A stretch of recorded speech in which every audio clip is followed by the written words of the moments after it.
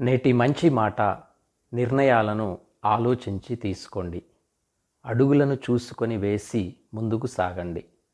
ఆరోగ్యము కొరకు తినే ఆహారమును పరిశీలించి ఎంచుకొని తినండి. భగవంతునికి భయపడి జీవించండి. మాటలలో స్పష్టత కలిగి ఆలోచించి మాట్లాడండి. కోపాన్ని మీ ఆధీనంలో ఉంచి కోపంలో ప్రవర్తించకండి. ఆనందాన్ని అవధులు లేని విధంగా ఆస్వాదించండి.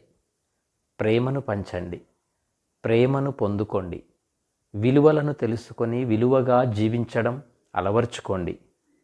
ఎప్పుడూ రోజులు మనుషులు ఒకే విధంగా ఉండరని గ్రహించండి. అమ్మా నాన్నల ప్రేమను అమ్మా నాన్నలు ఉండగానే పొందుకోండి. ప్రేమ అనేది నటించేది కాదు, తీసుకునేది కాదు, అది స్వచ్ఛమైన భావన అని గ్రహించండి. ప్రేమను అవసరాలకు ఉపయోగపడే జబ్బులాగా వాడుకోకండి. గౌరవమును మర్యాదను ఇచ్చి పుచ్చుకోండి.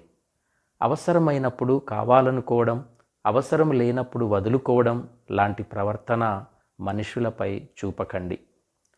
ఆదరణ, ప్రేమ వీటన్నిటినీ కావలసిన వారి ఎడల ఆదరణను, ప్రేమను చూపించండి. తీసుకోవడం కన్నా ఇవ్వడం నేర్చుకోండి.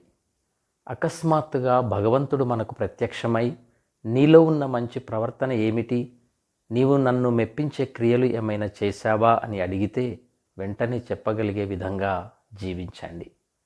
మానవులమైన మన జీవితం సామాన్యమైనది కాదు. మనలో దైవ స్వభావము ఉండాలి. ఈ విషయాన్ని జాగ్రత్తగా స్వీకరించండి, ఏర్పరచుకొనండి. మంచి అనుసరణ ఉంటేనే మంచిగా తీర్చిదిద్దబడతామని గ్రహించండి. మంచి మాట ప్రతి ఒక్కరికి అవసరమే. మంచి మాటను అనుమతించి స్వీకరించి పాటించండి.